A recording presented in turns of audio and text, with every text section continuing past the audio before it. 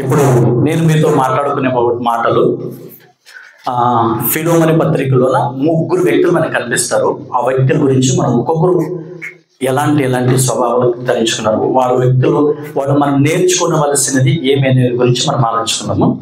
ఈ ఫిలోమని పత్రిక పెట్టి నాకు ఇంకొక మీకు రిఫరెన్స్ చూపించారు. 8వ వచనం నుంచి 21వ వచనం వరకు ఉన్న సందర్భాన్ని మీకు వివరిస్తాను. దీనికంటే మనకు పౌలు గారు ఒక మాట అన్నాడు. మొదటి అధ్యాయం మొదటి వచనంలోనే ఏమన్నాడంటే, క్రీస్తు యేసు ఖైదీ అయిన పౌలు అన్నాడు. అవునా? ఆల్రెడీ ఖైదీ అంటే ఎవరు?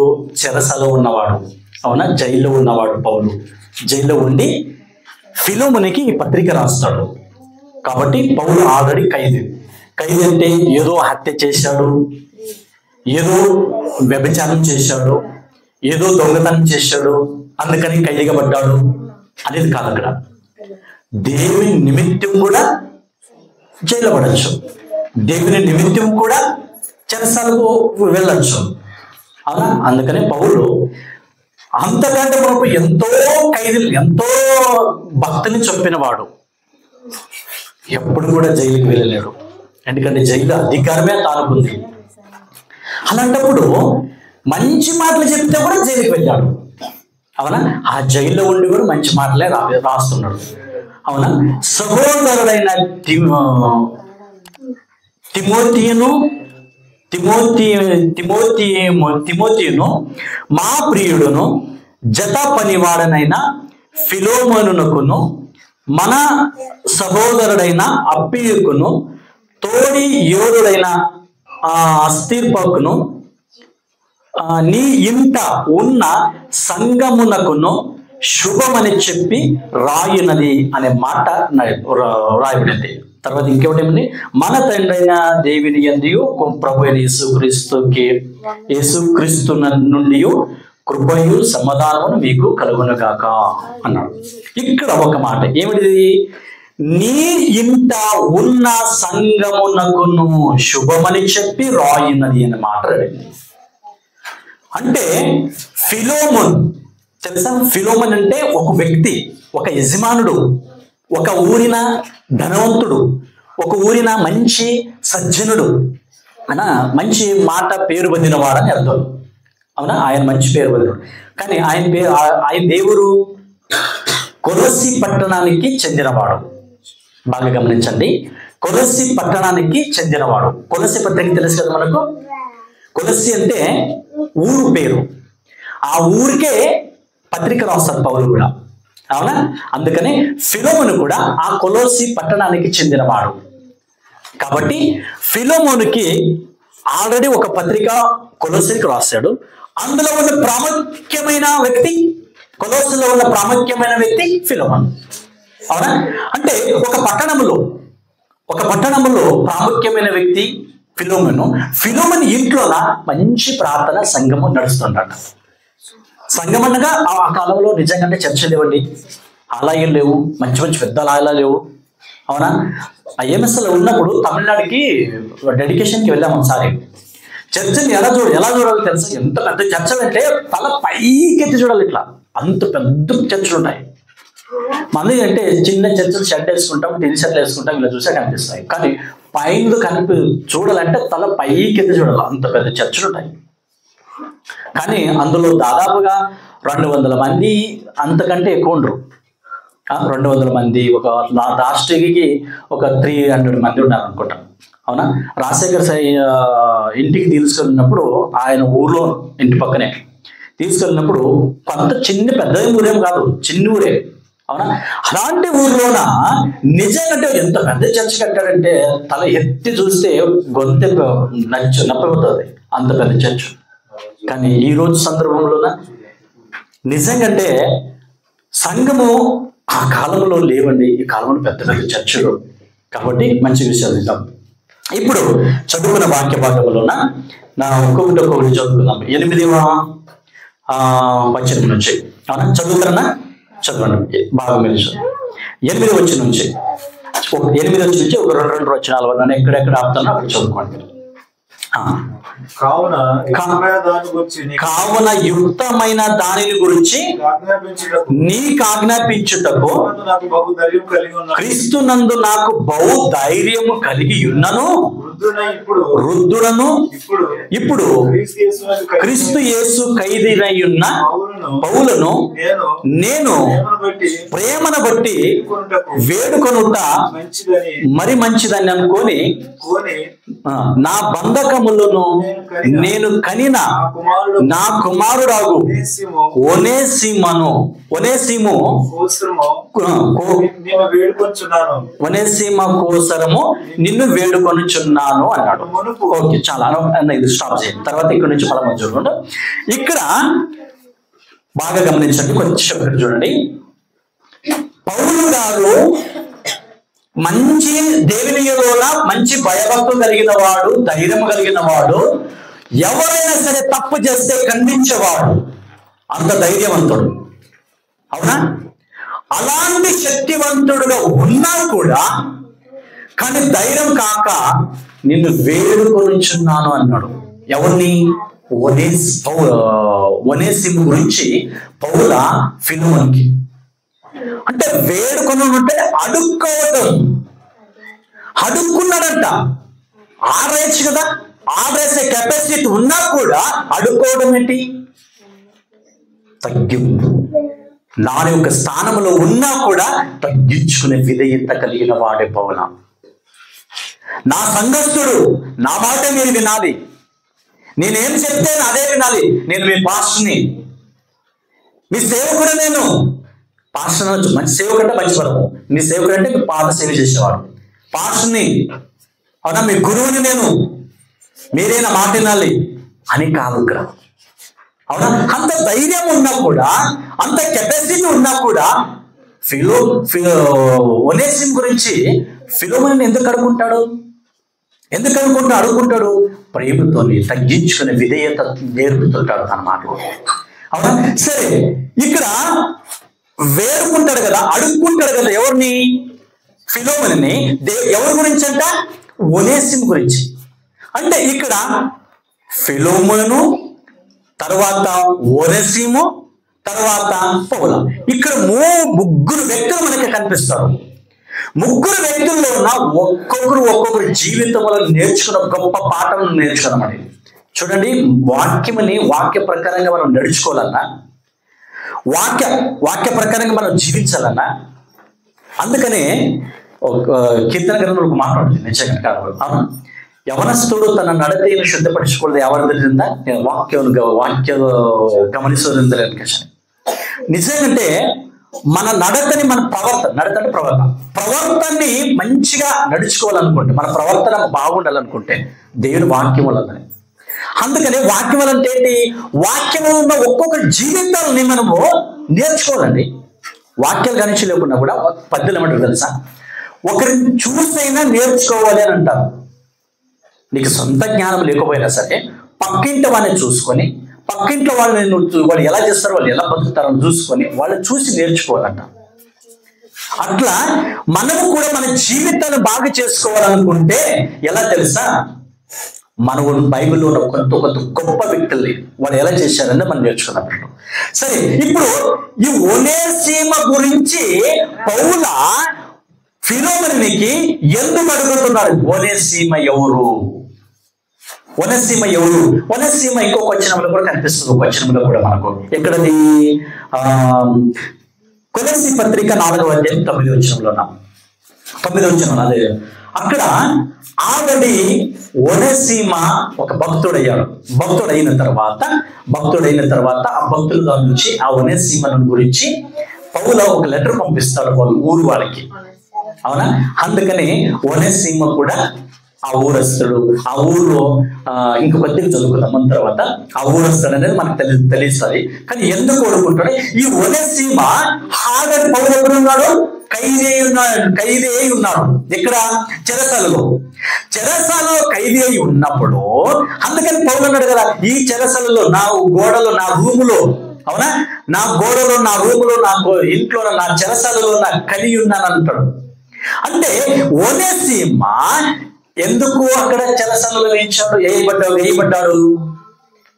ఆల్రెడీ పౌల చెరసాలలో ఉన్నా కూడా ప్రార్థనతో, భక్తితో, అది మాత్రం కాకుండా స్వార్థ పనిలోన ఆగడం లేదు.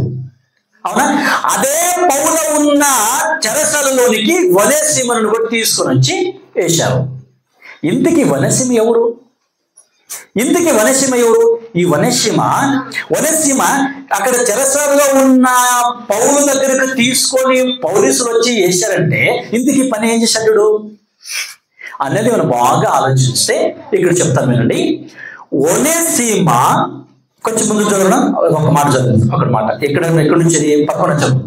అతడు మునుపు నీకు నిష్ప్రయోజకుడనైన వాడే, కానీ ఇప్పుడు నీకును నాకును ప్రయోజకరమైన వాడాయను అన్నాడు. అర్థమైందా?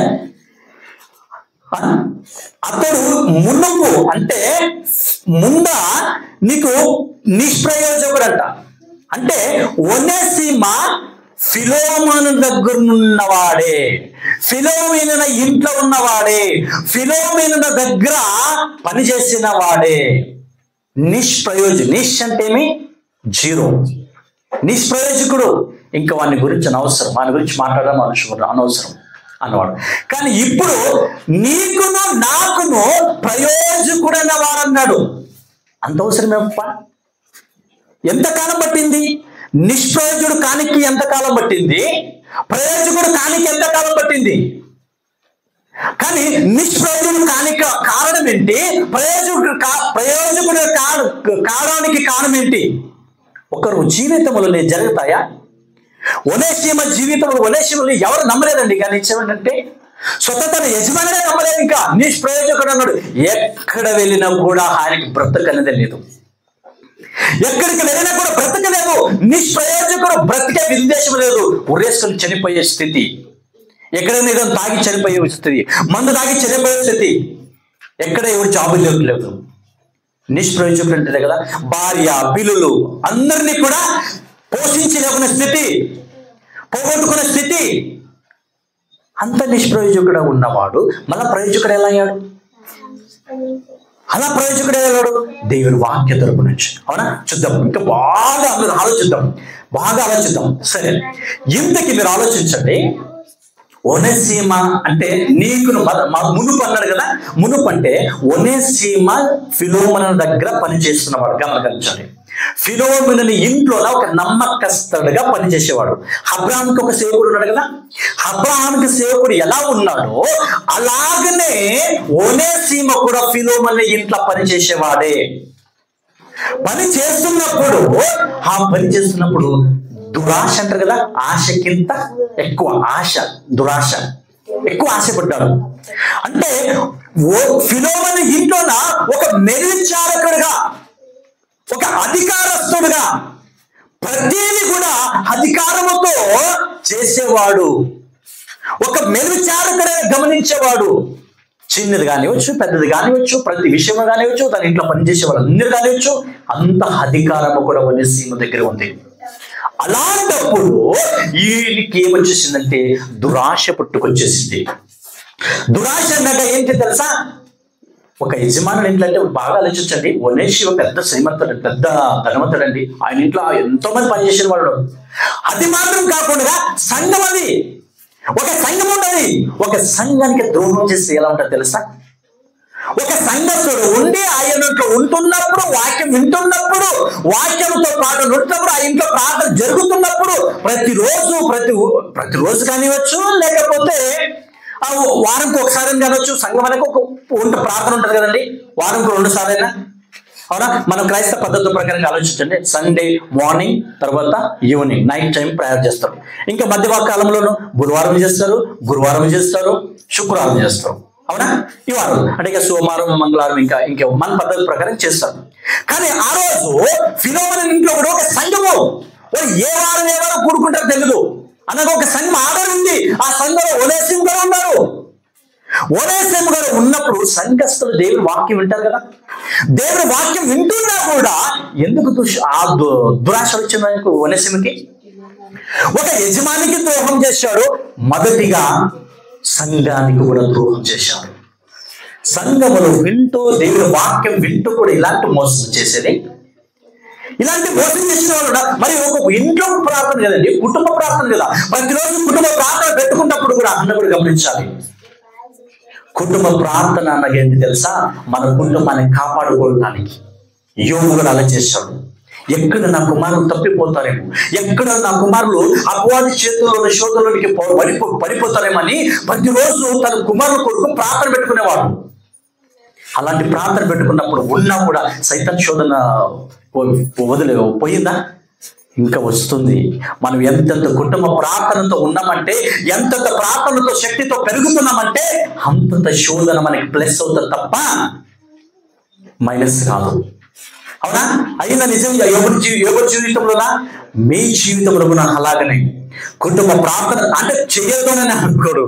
అలా అనుకోండి, ప్రార్థన తప్పనిసరిగా చెయ్యాలి. చేస్తే, కుటుంబ ప్రార్థన చేస్తే ముందు విజయం దొరుకుతుంది. కొత్త శోధనలు వచ్చినా కూడా, అవునా, విజయం దొరుకుతుంది. అందుకని కుటుంబ ప్రార్థన చేస్తాడు. ఈ ప్రార్థనలో కూడా చాలా ప్రాముఖ్యమైంది. ప్రార్థన చేస్తూ కూడా మోసం చేయకూడదు. ఒనేసిము లాగా, ఒనేసిము తాను, తన పిల్లలు అందరూ యజమానులు ఉంటారు. అందరూ సంఘం అంటే ఇవంతా ఊరు మళ్ళీ వాళ్ళండి. అందరూ వచ్చి ఆ సంఘంలో ఇంట్లో ప్రార్థించేవాళ్ళు కదా. మనలాగా నలుగురు వచ్చి కూర్చునే వాళ్ళు అనుకుంటారా? కాదు. వాళ్ళ ఇల్లు ఎలా ఉంటాయి? ఫిలోమన్ అంటే పెద్ద ధనవంతుడు కదా. ధనవంతుడు ఎలా ఉంటది? పెద్దండి, పెద్ద హాలుగా ఉంటది వాళ్ళ ఇల్లు. ఇంట్లో సంఘముగా ఏర్పరిచాడు. సంఘం ఉన్నప్పుడు సరే, ప్రతిరోజు ఒనేసిము దేవుని వాక్యం వినాలంటారా? విన్నాడు, ప్రతిరోజు విన్నాడు. లేక సంఘంలో ప్రార్థన ఉన్నప్పుడల్లా, పెట్టుకున్నప్పుడల్లా అక్కడ విన్నాడు. అనగా సంఘముతో కూడుకున్న ప్రతిరోజు ఒనేసిము దేవుని వాక్యం విన్నవాడు మోసం ఎందుకు వచ్చేసింది? అనగా అపవాది విడిచిపెట్టలేదండి. అపవాది దురాశలో పడింది. తర్వాత ఏం చేశాడు తెలుసా? కొన్ని వస్తువులు, అది బంగారు కానివచ్చు, వెండి కానివచ్చు, డబ్బులు కానివచ్చు, ఇంకా ఏదైనా కానివచ్చు, దొంగిలించుకొని ఏం చేశాడో తెలుసా? ఆ కొలసి పట్టణాన్ని వదిలేసి రోమ్కి వెళ్ళాడు. రోమా ప్రాంతానికి వెళ్ళి అక్కడ తెలియకుండా తప్పించుకొని వెళ్ళి ఏం చేశాడో తెలుసా? ఆ వస్తువుల్ని, దొంగిలించుకున్న వస్తువులని అక్కడ అమ్ముతున్నాడు. బాగా గమనించండి. దొంగిలించుకున్న వస్తువులని అక్కడ రోమ ప్రాంతంలో అమ్ముతున్నప్పుడు అక్కడ ఒనేసిమ దొరికాడు. ఎవరికి? పోలీసులకి, ఒలేకారులకి దొరికాడు. అంటే ఒనేసిమని పట్టుకోవడానికి కారణం ఏంటి తెలుసా మీకు? ఒనేసిమ వీడు దొంగ, వీడు దొంగిలించుకున్న వస్తువులే వీడు అమ్ముతున్నాడు అనేది ఒలేకారులకి ఎందుకు తెలుసు? పోలీసులకు ఎందుకు తెలుసు?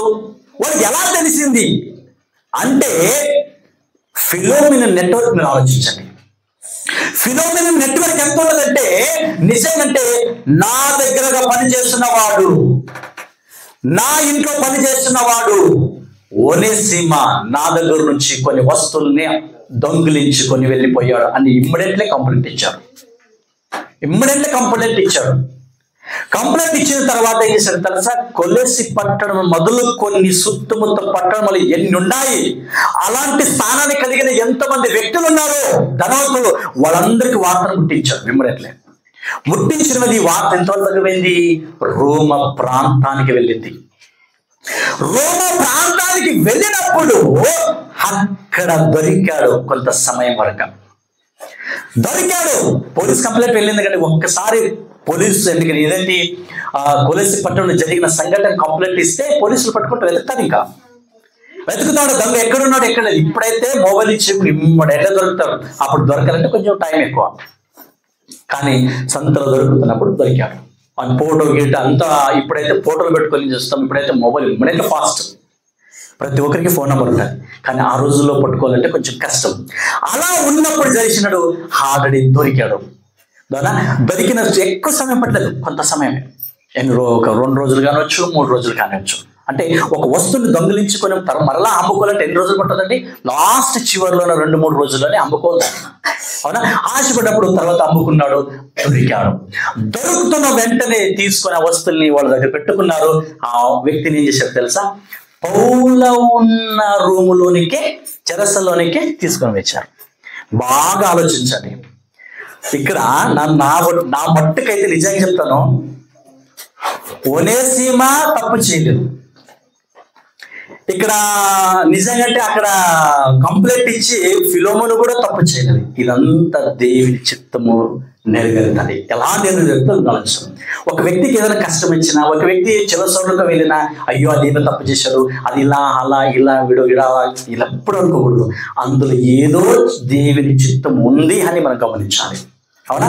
మీరు ఆలోచించండి, అక్కడ దొరికిన రోమ ప్రాంతంలో దొరికిన ఒనేసిమని తీసుకొని వచ్చి వేరే చెరసాలలో వేసింటే ఈ పత్రిక పుట్టేదే కాదు, ఈ పత్రిక ఫిలోమోనుకి రాసేవాడే కాదు. అవునా? ఈ పత్రిక రాయాలన్నా కూడా ఆడ పౌలు ఉన్నాడు కాబట్టి అక్కడికి వచ్చారు. ఒనేసిమను తీసుకొని వచ్చి చెరసాలలో ఉన్న పౌల ఇంట్లోనే వేశారంటే ఇక్కడ ఎక్కడో దేవుని చిత్తం నెరవేరుతుంది. దీని దాని నుంచి కొలసి పట్టణంలో సంఘం మళ్ళా బలంగా అభివృద్ధి అవుతుంది, బలంగా వృద్ధి అవుతుంది. సంఘం బలపడాలంటే ఎలా అండి? సంఘం చిన్నగా డెవలప్మెంట్ అవుతుంటుంది. అవునా? ఇప్పుడు ఒనేసిమ గురించి మరలా ఈ పత్రిక పుట్టుకొచ్చింది కదా. అప్పుడు కొలసి పట్టణములో ఫిలోమోను ఇంట్లో కూడుకున్న సంఘము మరలా బలంగా ఏర్పడింది. చూద్దాం, ఇంకా బాగా చూద్దాం, ఎక్కువ తీసుకుందాం. అవునా? అవునా, ఏర్పడించింది. తర్వాత తీసుకొని వచ్చాడు. అప్పుడు కింద చదువు మార్చుదాం అన్న, నాకు నీకును ప్రయోజకుడనై నా ప్రాణము వంటి వాడనై అతనిని నీ యొద్దకు తిరిగి పంపియున్నాను. ఉన్నానంటే ఆల్రెడీ పంపించాడు అని అర్థం. అవునా? ఈయన చెరసాల నుంచి మరలా ఎక్కడికి పంపించాడంట? ఫిలోమోను దగ్గరికి పంపించాడు. ఇక్కడ మార్చుంచాడు. ఇప్పుడు ఆలోచిద్దాం. వచ్చేది అంటే ఎక్కువ సమయము వీళ్ళకి చెరసాలలో జైలు వెళ్ళేదన్నమాట. పోలీసులు కొంత సమయం వేశాడు. ఎందుకు తెలుసా? దేవుని చిత్తం నెరవేరడానికి. అవునా? సరే, పౌలు గారు ఆ ఒక గోడకి గోడ తట్టు మక్కన తిప్పి ప్రార్థించేవాడు. మనకలూరి గోడ తట్టు తిప్పి మక్కన తిప్పి చేతులు ఇచ్చి మనకలూరు నుంచి ప్రార్థించేటప్పుడు చెరసాలలో జైలు అధికారులు జైలు తీసి అక్కడ ఒనేసిమును తీసుకుని వచ్చి వేశాడు. వేస్తున్న తర్వాత ఏంటంటే ముసలాయన ఆల్రెడీ ముదుకడన్నాడు కదా, ముసలివాడు కాబట్టి ఏంటి ముసలివాడు ఏం తప్పు చేశాడు? ఈయన ఇలాంటి వయసులో కూడా చెరసాలలో ఉన్నాడు, మరి ఈయన మోకరించి ఎక్కడో ఏదో దేవుని ప్రార్థించినట్టుగా కనిపిస్తుంది అని. ఎందుకంటే ప్రార్థన అనే విషయము ఒనేసిముకి బాగా తెలుసు, సంఘస్థుడే కాబట్టి ప్రార్థన విషయం. అయ్యో ఇక్కడ భక్తుడు ఉన్నాడు, ప్రార్థన చేస్తాడు అనే విషయంగా తెలుసు. ఆ ప్రార్థన అంతా ముగిసిన తర్వాత ఒకరికొకరు ఖైదు మాట్లాడుకుంటారు కదా. మాట్లాడుకున్న తర్వాత అయ్యా ఏం చేస్తే, ఎలా చేసి, తప్పుడు చేసి అన్నీ మాట్లాడుకున్న వాళ్ళిద్దరూ ఒనేసిము పౌలు మాట్లాడుకున్నప్పుడు తర్వాత ఇప్పుడు చెప్పిన వివరణ అంతా అక్కడ పౌలు చెప్పేశారు. ఒక పరనాయి ఆయన దగ్గర నేను పనిచేసేవాడిని, కొన్ని వస్తువులు నేను దొంగలించుకొని ఇక్కడ రోమ ప్రాంతంలో నన్ను అమ్ముతున్నప్పుడు పోలీసులకి నేను దొరికాను, నన్ను పట్టుకొని జైల్లోకి వేశారు అని. అట్లా నీవే ఊరు వాడు, ఎవరి దగ్గర పనిచేసేవాడు? నేను కొలసి పట్టణానికి చెందినవాడు, నేను కొలసి పట్టణంలోన సజ్జనుడైన ఫిలోమోను దగ్గర ఫిలోమోను ఇంట్లోన పనిచేసేవాడు నేను.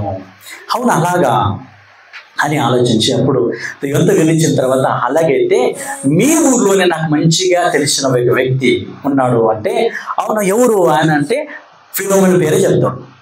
ఫిలోమోను పేరు చెప్తున్నాడు. అయ్యో ప్రభువా స్వామి, నేను అదే ఇంట్లో నుంచి దొంగిలించుకొని వచ్చిన వాడిని అని దొరికాడు. ఎక్కడ దొరికాడు? ఇక్కడ పౌలు కూడా దొరికాడు.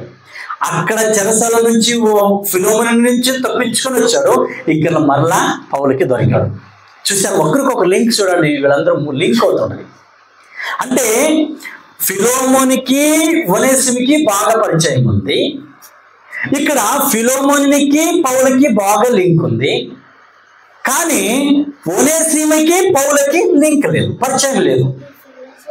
ఎందుకు పరిచయం లేదు? వాక్యముతో మారు మనసు పొందాలి. దొంగగా ఉన్న నిన్ను వాక్యముతో మారు మనసు పొందాలి. ఇప్పుడు ఆలోచించండి, వాక్యము నిజంగా అంటే ఇక్కడ యాకోబు పత్రికలో ఒక మాట ఉంటుంది, మన వాక్యము మన మాట చెవుల్లో దూరి ఎక్కడ వెళ్ళాలి తెలుసా? ఎముకలో ఉన్న మూలులోనికి వెళ్ళాలి. మూలుగులోనికి వెళ్ళి ఇబ్బాయికెత్తి అంటారు దాన్ని, అవునా? మూలుగులోను తూరుకుని వెళితే అక్కడ హృదయం ఎక్కడుందో తెలియదు, కానీ ఆ హృదయంలో పుట్టుకొచ్చిన దొంగతనమైన ఆలోచన మార్చేస్తుంది. వాక్యం మాత్రమే, ఒక మాట, దేవుని మాట మాత్రమే, అవునా? అలా మార్చేసింది ఒనేసిమని. మార్చేసింది అంటే వాక్యముతో, అందుకోసం అన్నాడు వాక్యముతో నేను కన్నాను అన్నాడు, నా కుమారుడు అని అంటాడు పౌలు. చాలా అందరూ పిలిచారు. పౌలకి బ్యాచిలర్ అండి, పెళ్లి కాలేదు. పెళ్లి కాలేకున్నా కూడా పౌలు చాలా మందిని, తిమ్మతిని కానివచ్చు, లూకాను, లుస్త్రాను, చాలా మంది ఉన్నారు. కొంతమంది వాళ్ళందరినీ నా కుమారుడు అని పేరు పెట్టి పిలుస్తాడు. అందులో ఒనేసిము కూడా ఒకడు. ఒనేసిముకి పౌలకి పరిచయమే లేదు, పరిచయం లేదు కదా. పరిచయం లేకున్న వ్యక్తి తర్వాత ఎంత ఉపయోగపడ్డాడు తెలుసా పౌలకు కూడా.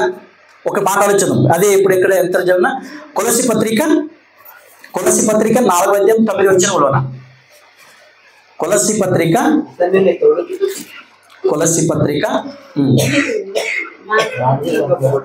4:9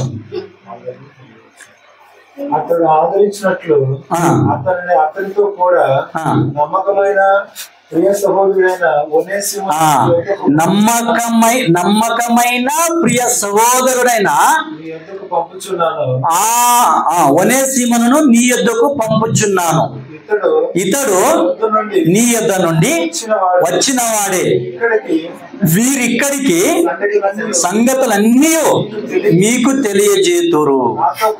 చాలా అంటే అంచనా. ఇప్పుడు ఈ పత్రిక కూడా చెరసాలలో నుండి రాయించాడు. రాసి ఒనేసిముకి జైలు విడుదలయ్యింది. అదే పత్రికని తీసుకొని పౌలకి ఫిలోమోనుకి ఇస్తాడు, అవునా? ఇప్పుడు దీన్ని బట్టి అర్థమైంది. ఇప్పుడు చెరసాలలో ఉన్న వాక్యంని మానవ మనసు పొందాడు. సరే అని ఆ వాక్యం ద్వారా నుంచి దేవుని చిత్తానుసారంగా జైలు నుంచి విడుదల కూడా అయ్యాడు. విడుదల అయిన తర్వాత ఇంకా కొంచెం ఆలోచిద్దాం. ఇంకా మన పైన ఎన్ని వచ్చిన 13 వచ్చిన కదా. నేను స్వార్థ కొరకు బంధకములు ఉండగా నీకు ప్రతిగా అతడు నాకు పరిచారము చేయు నిమిత్తము నా యొద్ద అతనిని నుంచుకోనవలెనని యుంటిని. మరలా గానీను పరమర్పించడం. ఎందుకంటే మీరు ఆలోచించండి, మంచి ముదుకుడు అంటే ముసిలివాడు పౌలు గారు. ముసిలివాడినప్పుడు దేవుని వాక్యముతో నింపాడు, దేవుని వాక్యములతో కన్నాడు. ఇప్పుడు సరేనా? కానీ ఫిలోమోని కంటే ఇంపార్టెంట్ పౌలకి ఉంది ఈ ఒనేసిము పరిచారం. కాబట్టి ఇప్పుడు నిజంగా నీకంటే నాకే అవసరం ఉండదు ఈ ఒనేసిము నా దగ్గర పెట్టుకోవడానికి. ఎందుకంటే నేను ముసలివాడిని, నాకు పని చేయడు కానీ నాకు తినడానికి కష్టం ఉన్నది, ఒక్కడే ఉన్నాను. కాబట్టి నా దగ్గర పెట్టుకుని నాకు పరిచారికలుగా చేసుకోవాలని నాకు ఉంది, కానీ నీ అనుమతి లేకుండా నేను చేసుకోవడానికి లేదు. అందుకనే గాని అనే పదం ఉపయోగించాడు. నిజంగా ఆ సందర్భంలో పెట్టుకునేవాడు, కానీ అనుమతి లేకుండా పెట్టుకోలేదండి పౌలు, అవునా? కానీ నీ ఉపకారము బలవంతము చేతనైనట్టు కాక స్వచ్ఛపూర్వకమైనది గాను ఉండవలెనని నీ సమ్మతి లేక అన్నాడు. చూడండి, అవునా? ఇప్పుడు ఫిలోమోను పర్మిషన్ ఇస్తేనే కదా ఒనేసిము పౌల పరిచయం చేయటకు. మంచిదండి నిజంగా. ఒక దైవ సేవకుడికి పరిచయం, ముసలివాడు కదా, ఆల్రెడీ ముసలివాడు కాబట్టి, అయ్యా నా దగ్గర అయితే ఇంటి పని చేసేవాడే, నా దగ్గర అయితే నా వ్యక్తిగతంగా నా కుటుంబం కొరకు నేను వాడుకుంటాను, ఆయనని నా పరిచయం కొరకు నేను వాడుకుంటాను. కానీ నీ దృష్టిలోనైతే నీ పరిచారం, ఎందుకంటే ఈ సమయంలో నీ ముసలివాడు కాబట్టి నీ పరిచారం చేయటకే మంచిదే అనేవాడు. కానీ అనలేదు. ఎందుకు అనలేదు? కానీ తాను కూడా అవసరం ఉంది అక్కడ, తాను కూడా అవసరం ఉంది. మరి అది మాత్రం కాకుండా దీని ద్వారా నుంచి, ఈ మాట ద్వారా నుంచి సంఘము ఇంకా డెవలప్ అవడానికి అవకాశం ఉంది. కాబట్టి ఇక్కడ ఒనేసిము ముసలివాడైన పౌల దగ్గర ఉంటే పౌలకు మాత్రమే సేవ చేసేవాడు. కానీ అదే ఒనేసిము ఫిలోమోను దగ్గర ఉంటే 4 ఆత్మలు ఇంకా ఎక్కువ తిరుగుతానే డెవలప్మెంట్ అవుతుంది సంఘం కూడా. అందుకని దేవుడు దీన్ని ఒప్పుకోలేదు, ఈ అనుమతి ముందు జరగలేదు. ఒనేసిము ఫిలోమోను దగ్గరికి వచ్చాడు. ఓకేనా? సరే, సమ్మతి లేక ఏమీ చేయుటకు వానికి ఇష్టం లేదు. అవునా? అతడు ఇక మీదట దాసుడుగా ఉండక దాసుని కంటే ఎక్కువ వాడుగాను ప్రియ సహోదరుడు గాను విశేషముగా నాకును శరీర విషయమును ప్రభు విషయమును మరి విశేషముగా నీకును ప్రియ సహోదరుడాగు గాను నీ యొద్ద ఎల్లప్పుడూ ఉండుటకే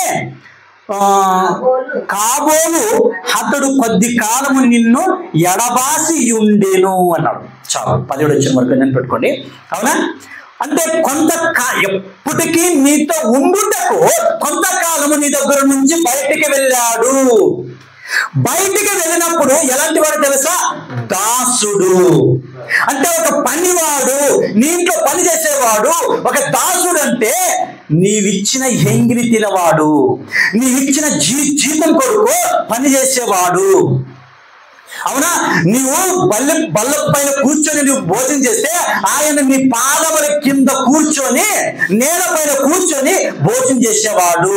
అంటే కింద జాతికి సంబంధించిన వాడు అని అర్థం. ఇప్పుడు ఆలోచించండి, ఫిలోమిన్ కాస్ట్ వేరే, ఓనేసిమా కాస్ట్ వేరే. ఒక ఇంట్లో మనకు బాగా తెలుసు, ఒక దగ్గర పని చేస్తున్నప్పుడు మన ఊళ్ళో కొంతమంది చాలా మంది ఇప్పుడు కాలం మీరు ఆలోచించండి, గౌన్ ఇంట్లోన కొంత కీయ జాతి ఉన్నవాడు పనిచేసేవాడు. అవునా కదా? అలాంటి వాడు ఇంట్లో పని చేస్తున్నప్పుడు దాసులు అంటారు, బానిసలు అంటారు, దాసులు అంటారు. వాళ్ళు దాసుడైన వాడు యజమానులతో కలిసి భోజనం అవుతుందా? యజమానులతో కలిసి అన్యోన్యత సహవాసం పంచుకోవడానికి అవుతుందా? కాదండి, కాదు. ఎందుకు? వాడు నమ్మిన దేవుడు వేరే, ఒనేసిమ నమ్మిన దేవుడు వేరే. వీళ్ళిద్దరు దేవుడు వేరే వేరే కాబట్టి, వేరే వేరే జాతికి సంబంధించిన వాడు కాబట్టి వీళ్ళిద్దరిలో అన్యోన్యత సహవాసం లేదు. కాబట్టి ఆ ఇంట్లోన ఒక పనిమస్తుడిగా, ఒక దాసుడిగా పనిచేశాడు. కానీ ఇప్పుడు అందుకనే దాసుని కంటే ఎక్కువ అంట. మళ్ళా ప్రియమైన వాడుగా, మళ్ళా విశేషంగా అంటే ఏమిటంటే వెరీ ఇంపార్టెంట్ పర్సన్ అర్థం. విఐపీలు అంటారు, విశేషంగా అంట. అవునా? గెస్ట్, అతిథులు. అవునా? విశేషమైన పదం అంటే ఒక ప్రత్యేక స్థానం. ఇప్పుడు చూడండి, ఒక మొదట ఏమనుకోవద్దండి, ఇప్పుడు ఇంతమందిలోన నాకు ఈ చైర్ వేసింటాను, ఇది నా హక్కు, నేను కూర్చో హక్కు, ఇది నా స్థానం తప్ప ఇంకెవరికి లేదు. అవునా? ఒక చైర్ ఆల్రెడీ వేశారు, అది ఎవరు కూర్చోవడానికి? మీరందరూ మీ హృదయంలో నేనే కూర్చోవాలని మీకు ఉంది. అంటే ఆ విశేష స్థానము ముందు లేదు. పౌల దగ్గర వాక్యం నేర్చుకుని వచ్చి మారు మనసు పొందుకొని బ్యాప్టిజం తీసుకొని వచ్చిన తర్వాత సంఘస్థులు ఒకడైన తర్వాత విశేష స్థానం ఎక్కడ? అక్కడ ఫిలోమోను ఇంట్లో కానివచ్చు, సంఘములో కానివచ్చు, 2 స్థానములు విశేష స్థానం సంపాదించుకున్నాడు. విశేష స్థానం అంటే నిజంగా మళ్ళా ప్రియుడు అంటే లవ్లీ ఫ్రెండ్ అంట. ప్రియుడు అంటే అర్థం తెలుసా? లవ్లీ. అంత విశేషంగా ఏంటంటే ఆయనలో జరిగింది, దొంగగా వెళ్ళిన వాడు, బాగా గమనించండి, దొంగగా వెళ్ళిన వాడు, ఒక దాసుగా వెళ్ళిన వాడు తిరిగి వచ్చేసరికి ఎలాంటి వాడు ఏంటి తెలుసా? యజమానులతో అన్యోన్య సహవాసం కలిగిన వాడు. యజమానునికి ఒక లవ్లు ఫ్రెండ్గా, ఒక ప్రియమైన సహోదరుడుగా, ఒక తమ్ముడిగా, అవునా, ఒక తమ్ముడిగా, ఒక విఐపి ఇంపార్టెంట్ పర్సన్గా వచ్చాడంటే ఎంత స్థానం సంపాదించుకున్నట్టు తెలుసా? ఇప్పుడు చెప్పండి, అప్పుడు మెలివిచారకుడిగా ఉన్నవాడు, ఒక దాసుడుగా ఉన్నవాడు, ఒక పని చేసే పని మనిషిగా ఉన్నవాడు, ఇప్పుడు ఏమైంది తెలుసా? ఏంటి అంత గౌరవం? ఏంటి ఆయనలో అంత గౌరవం? ఏంటి ఆ గౌరవం? మొదలు యొక్క గౌరవం ఇప్పుడు ఎందుకు వచ్చింది? మొదలు నీలో క్రీస్తు లేడు, మొదలు నీలో నీ జీవితంలో యేసు ప్రభువు లేడు. అదే యేసు ప్రభువు నీ జీవితంలోకి వస్తే నీకు ఎలాంటి వాళ్ళ స్థానం తెలుసా? నీ యజమాని స్థానం నీకు ఇచ్చాడు దేవుడు. అందుకోసం మీకు గాడిదల విషయంలో తెలుసు, మీకు కొంత ఒక కథ చెప్తాను. మట్ల పండుగ ఆదివారంలోన 2 గాడిదలు మాట్లాడుకుంటాయంట. 2 గాడిదలు మాట్లాడుకున్నప్పుడు అన్నయ్య యేసు ప్రభువు మన పైన ఉన్నప్పుడు కొంతమంది అన్ని బాగా అంచండి, బైబిల్లో కూడా ఉంది అది, కానీ ఇప్పుడు చేయడం తప్పు, ఇప్పుడు చేయకూడదు, అప్పుడు చేశారు. ఆయన బైబిల్లో ఉంది కదా మేము చేస్తామని అనడం తప్పది. కొన్ని బైబిల్లో ఉన్నవి కూడా తప్పు చేయకూడదు. ఏంటి తెలుసా? యేసు ప్రభువారు మట్ల ఆదివారంలో వెళ్తున్నప్పుడు అక్కడక్కడ చెట్లు చిగుర్లు కదా, చిగురు మంచి చిగుర్లు, అవునా? ఆ చిగురులో అంటే యుగాది టైంలోనా, అవునా? గుడ్ ఫ్రైడే అంటే యుగాది టైంలో అవుతుంది, బ్యాస్ టైంలో ఉంటుంది కదా. అప్పుడు మంచి చిగురు, కొత్త కొత్త చిగురు వస్తుంది. ఆ చిగురుని తెచ్చి కింద వేసేవాడు, తర్వాత వాళ్ళు బట్టలు వేసేవాడు, అవునా? అలా మళ్ళీ కింద పండుకునేవాడు. తర్వాత వాళ్ళ ఆ గాడిద తన పైన నుంచి వెళ్ళేది. ఇలా కొన్ని వాళ్ళ పద్ధతి ప్రకారంగా చేశారు ఆ రోజు. కానీ ఈ రోజు కూడా అదే చేస్తామంటే తప్పది, అవునా? అది లేదు. ఆ రోజు యేసు ప్రభువు ఉన్నారు, ఉన్నారు కాబట్టి చేశారు, రైట్. ఈ రోజు ఎవరున్నారు అన్నా? అందుకని ఇలాంటివి ఉన్నప్పుడు వాళ్ళు అలా చేశారు. అందుకని ఆ రోజు ఉన్నప్పుడు గాడిద మాట్లాడుతుంది, అన్నయ్య మన పైన యేసు ప్రభువు ఉన్నప్పుడు మనల్ని నీళ్లతో స్నానం చేపించారు. తర్వాత మనం కింద నేల పైన నడవకుండా కింద బట్టలేసి ఆ బట్టల పైన మనం నడుచుకుంటూ వెళ్ళాం కదా. ఇప్పుడైతే యేసు ప్రభువు మన పైన లేరు కదా, మనం వెళ్ళి ఎవరు కేర్ చేయరు అని అంటారంట. అవును, నిజమే. అందుకనే తమ్ముడా, యేసు ప్రభువు మనతో ఉంటే మనకి గౌరవం, యేసు ప్రభువు మనతో లేకుంటే ఆ గౌరవం ఇంతే. అందుకని యేసు ప్రభువుని విడకుండా మనం యేసు ప్రభువుని దక్కించుకున్నామని. అది కాదు, అవుతుంది కదా. గాడిద మాట్లాడుకున్న మాట నిజమేనా? గాడిద మాట్లాడింది వెనక కాలంలో, విరామ కాలంలో, అవునా? ఏ జంతువుకి మాట ఇవ్వలేదండి, గాడిద మాత్రమే మాట్లాడేది. భవిష్యత్తులో అప్పటి నుంచి ఇప్పటి వరకు దేవుడు సృష్టించిన జంతువులన్నింటిలోన ఏ జంతువు మాట్లాడలేదు, గాడిద మాత్రమే మాట్లాడదంటే గాడిద అని ఒక మాట అంటాం, కానీ ఆ గాడిదకున్న విశేషము నిజంగా మాట వచ్చింది అని మాట్లాడింది. ఇప్పుడు ఒనేసిము కూడా ఒక గాడిద ఇంట్లో, ఫిలోమోను ఇంట్లోన ఒక పనివాడు, అంతే కదండి. గాడిద అనేవాడు కదా, పనివాడు అంటే పని, ఏది మోసేది, అది తీసుకోవాలని తీసుకొచ్చేది, పోయింది తీసుకొచ్చేది, అది మోసేది, ఇది తెచ్చేది, అంటే గాడిద పనిచేసాక పనిచేసేవాడే. ఎప్పుడు యేసు ప్రభువు వారి జీవితంలో లేడు, కానీ చెరసాలకు వెళ్ళి యేసు ప్రభువుని హృదయంలో పెట్టుకొని ఉంచాడు. పెట్టుకొని వచ్చిన తర్వాత ఏ గౌరవం దొరికింది, ఏ గౌరవం. ఇప్పుడు నీ జీవితంలో కూడా అంతే. యేసు ప్రభువు నీ జీవితంలో, నా జీవితంలో లేకపోతే గాడిది కంటే హీనకారమైన స్థితి మనకు దొరుకుతుంది.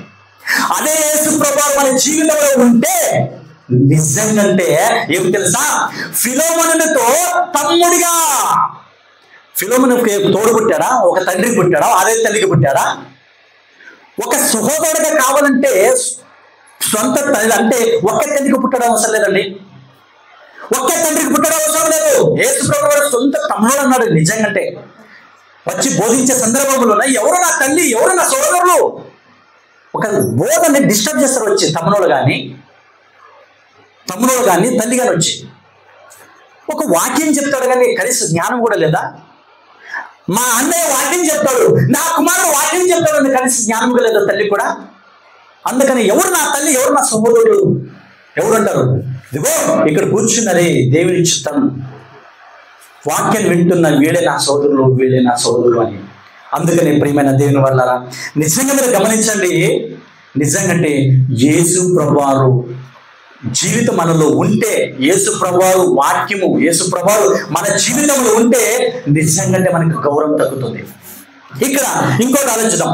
తర్వాత అయ్యా నీకు తెలీదు, ఒనేసిము నా దగ్గర ఉండి ఎంత నష్టం చేశాడు తెలుసా, ఎంత డబ్బులు దొంగలించాడు తెలుసా, ఎంత అప్పులు తీసుకొని నాశనం చేశాడు తెలుసా, అంత డబ్బులు నన్ను ఎలా సాధించాడయ్యా అని ఒకవేళ అడిగితే పౌలు ఏమిటాడు తెలుసా, నీ దగ్గర ఎంత నష్టపోయాడో ఆ నష్టంతా నా అకౌంట్లో వేయి. కానీ ఒకటి మాత్రం ఆలోచించాడు తెలుసా, వాడు నష్టపోయిన, వాడి ద్వారా నీవు నష్టపోయిన దానికంటే ఆత్మ విషయములో నీవే నాకు అప్పు ఉన్నావు, నీవే నాకు అప్పు ఇవ్వాలి, ఆత్మ విషయంలో నీవే నాకు అప్పుగా ఉన్నావు, అది గుర్తు పెట్టుకో అన్నారు పౌలు. నిజమే. ఇప్పుడు వీళ్ళు ముగ్గురు జీవితంలో మేము ఆలోచిద్దాం. అంటే విలువ కట్టలేనిది ఒక ఆత్మ సంపాదించడం మాత్రమే. పౌల ఆత్మ విషయంలో అంత సంపాదన అంట, అంటే ఒనేసిము దొంగిలించలేనంత సంపాదన ఒక ఆత్మ విలువ ఉంది. అంటే ఒక సేవకునికి అంత కష్టం, అంత విలువ. ఈరోజు నిజంగా మీ అందరికీ నేను వాక్యం చెప్తున్నానంటే, ఆ రోజు కూడా సంఘస్థులందరికీ వాక్యం పౌలే చెప్పాడంటే, ఒక ఆత్మ చెరసాలలో కూడా ఒనేసిమ మారు మనసు పొందాలంటే ఆ ఆత్మ విలువ కెపాసిటీ అని తెలుసా? విలువ కంటలేనిది. సేవకుని విలువ అలాంటి విలువ. సరే, తరువాత ఏం తెలుసా? ఒనేసిమ దారి గురించి తెలుసుకోవడం ఏమిటి? దేవుని వాక్యం విని యేసు ప్రభువుని అంగీకరించి యేసు ప్రభువు జీవితంలోకి వచ్చి మరలా తన తప్పుని దిద్దుకొని యజమాని దగ్గరికి పోయి క్షమాపణ అడిగటం, ఇది నేర్చుకోవాల్సింది. అవునా? అంటే ఒనేసిం గురించి నేర్చుకున్నది ఏమిటంటే మనము తగ్గించుకొని క్షమాపణ అడగాలి. మనం ఏదైనా తప్పు చేస్తే దాని గురించి క్షమాపణ అడగాలి. అది మాత్రం కాకుండా మళ్ళీ ఫిలోమోను దగ్గర నుంచి మనం నేర్చుకోవాల్సి ఏమంటే మన దగ్గర ఎంత ద్రోహం చేసినా, మనతో తిరిగి మనం మోసం చేసినా, మన నమ్మకస్తులే మనం మోసం చేసినా కూడా వాడిని తిరిగి వచ్చే వాడిని క్షమించే గుణము మనకు ఉండాలి. అవునా? ఇలాంటి స్వభావాలు కలిగిన వాళ్ళే నిజమైన క్రైస్తవులు, నిజమైన సంఘస్థులు ఇలానే ఉంటారు. ఏమయ్యా, ప్రతి ఆదివారం మీరు చర్చికి వెళ్తారు కదా, ఇదేనా మీరు నేర్చుకుంది, ఇదేనా మీరు మోసం చేసేది అని వేలు చూపి ఇంకొకటి మన గురించి మాట్లాడకుండా ఉండకూడదు. అవునా? ఒక వాక్యం, దేవుని వాక్యం ఉన్నప్పుడు ఇంట్లో ఇంత సంఘర్షణగా కూడుకున్నప్పుడు ఒకరికొకరు మోసం చేయడమా? ఇదేనా మనం నేర్చుకుంది? అందుకని అలా కాకుండా దేవుని నా ద్వారా నుంచి, నీ ద్వారా నుంచి, ఈరోజు అంతగా మన అందరి సంఘస్థుల ద్వారా నుంచి దేవునికి ఘనత, మహిమ కలగాలి. ఇదే కానీ సంఘం డెవలప్మెంట్ అంటే. ఇదే కానీ మన సంఘము రేపు ఇంట్లో కూడుకునే ఈ సంఘము రేపు పొద్దున ఉదయం ఏం చేయాలో తెలుసా? పెద్ద ఆలయం కట్టుకొని ఆలయంలో ప్రార్థించేవారుగా ఉండాలి అని ఆ రోజు మాట్లాడుకోలేరంట వాళ్ళు. నిజంగానే మాట్లాడుకున్నాడు. క్షమించి గుణం వచ్చింది నిజంగా. అంటే అప్పుడు ఫిలోమోను కూడా ఏం చేస్తున్నారు తెలుసా? తర్వాత పౌలు ఆదరించాడు కాబట్టి వెంటనే తమ్ముడుగా భావించాడండి. తమ్ముడు అంటే ఆ ఆస్తిలోన పార్ట్నర్గా అయ్యాడు. నిజంగా అంటే పార్ట్నర్గా అయ్యాడు. ఆస్తిగా అనుగరించాడా? నువ్వు దేనికోసం ఆశపడి దొంగలించుకున్నావు కదా, ఆ ఆశ కంటే దేవుని వాక్యం విన్నావు కదా, దానికంటే రెండంతులుగా ఎక్కువ ఇచ్చాడు యోబుకి ఇచ్చినట్ల. ఇప్పుడు రెండంతలు అనుభవించినా కొద్దిగా ఆశపడ్డావు, కానీ తన తప్పుని తెలుసుకున్నావు కదా. తెలుసుకుని వెంటనే ఫిలోమోను ఆస్తిలోన నిన్ను సగభాగంగా చేశాడు. అది మాత్రం కాకుండా మరి ఫిలోమోనుకి ఒక ప్రియమైన సహోదరుడుగా, మరి ఒక విఐపి ఇంపార్టెంట్ పర్సన్గా, అంటే ఒక ఎమ్మెల్యేగా, ఒక మంత్రిగా అంత స్పెషల్ ఆ ఇంట్లో అయ్యాడు. ఒక సంఘస్థులు అందరూ కూడా అంత స్పెషల్గా అయ్యాడు. అంటే దేవుడు మన జీవితంలోకి వచ్చిన తర్వాత, అవునా, అంత ఆస్తిగా. అప్పుడు నిజంగా అంటే ఇప్పుడు మరి ఆలోచించండి, ఫిలోమోను ఆ రీతిగా స్వాగతించుకున్న తర్వాత ఒనేసిము జీవితమే మారిపోయిందండి. మారిపోయింది. ఆ ఇంట్లో ఫిలోమోను తర్వాత ఒనేసిము సహోదర భావం కలిగి మళ్ళా సంఘం డెవలప్మెంట్ చేసుకున్నారు. పౌల తిరిగి తర్వాత కొన్ని రోజులు అయిన తర్వాత, కొన్ని టైం అయిన తర్వాత మరలా వచ్చి అందరినీ సందర్శిస్తాడు. అవునా? అప్పుడు నిజంగా ఈ పత్రిక ఫిలోమోనుకి పంపించింది కూడా ఒనేసిము ద్వారా నుంచే. ఒనేసిము ద్వారా పంపించినప్పుడు ఈ పత్రిక రాయడానికి ఒక కారణం అదే. ఒకవేళ నిజంగా ఒనేసిముని తీసుకుని వచ్చే చెరసాలలో ఉన్న పౌల దగ్గరికి అదే రూములో కూడా వేయలేకుంటే ఈ పత్రిక పుట్టేదే కాదు. అందుకని పౌలు గారు నిజంగా ఈ పత్రిక లాస్ట్ రాసింది. ఇదే పత్రిక లాస్ట్. బట్ ఇబ్రీ పత్రిక పౌల మాత్రం రాశారు అనుకుంటాం. ఇబ్రీ పత్రిక చాలా మంది రాశారు. అందుకని పౌలు ఇబ్రీతో కలిపి టోటల్ 14 పుస్తకాలని పౌలు గారు రాశారు. కానీ ఇబ్రీ పత్రిక మొత్తము ఇబ్రీ పత్రిక అంతా కూడా పౌలు ఒక్కటే రాలేదు. ఇబ్రీ పత్రిక కొంత చేతులు కూడా ఉన్నాయి. అందుకని ప్రియమైన దేవుని వాళ్ళారా, దేవుడు ఫిలోమోను పత్రిక, పౌలు గారు ఫిలోమోను పత్రిక రాసింది గారు విజయం ఏంటంటే పౌల ద్వారా కొంత వ్యక్తిని బలపరచడానికి, కొంత వ్యక్తిని క్షమాపణ అనేది ఉండాలని తెలియజేయడానికి నేర్పిన పాఠమే గుణపాఠము. అందులో మన వ్యక్తి విశేషం ఏంటంటే తన తప్పును తాను తెలుసుకోవడం అన్నది కూడా విశేషమే. అందుకని మనందరి జీవితంలో కూడా ఇప్పుడు నిజంగా అంటే మనం అందరూ కూడా దేవుని విషయంలో కూడా ఎక్కడో పుట్టి ఎక్కడో పెరిగిన వాళ్ళం. ఈరోజు దేవుని నామాన్ని బట్టి మనం అందరూ ఒకటై ఎంత కష్టమైనా ఎంత నష్టమైనా మీరు ఒక పని చేస్తారో నేను ఒక పని చేస్తాను, ఆర్థికపరమైన దేవుడిచ్చిన పట్టు కోసం పని చేస్తూనే ఉన్నాం. ఆ రోజు పౌలు కూడా చేశాడు. అవునా? అలా చేస్తున్నా కూడా దేవుని మాత్రం గౌరవం. ఇదే దాని దేవుని చిత్తం. అవునా? ఎక్కడున్నా ఏ చోట్ల ఉన్నా దేవుని వాక్యం వినడానికి రావాలి. అవునా? దేవుని వాక్యం చెప్పడానికి వస్తే చెప్పాలి, ప్రార్థించాలి. సంఘములో ఏ విషయంలో కానీ ఇచ్చిన అవకాశాన్ని పాట రూపంలో కానివ్వచ్చు, సంఘములో ప్రార్థించడానికి అవకాశం దొరికిన ప్రార్థించే విషయంలో కానివ్వచ్చు, వాక్యము చదవడం విషయంలో అవకాశం దొరికితే చదివే విషయంలో కానివ్వచ్చు, ఇంకా ఆరాధన చేసే విషయంలో కానివ్వచ్చు, ఇంకా వాక్యం చెప్పే అవకాశం దొరికివచ్చు. ఏది ఏ సమయంలో దొరుకుతుందో దొరకడానికి సిద్ధంగా మనం ఉండాలంటే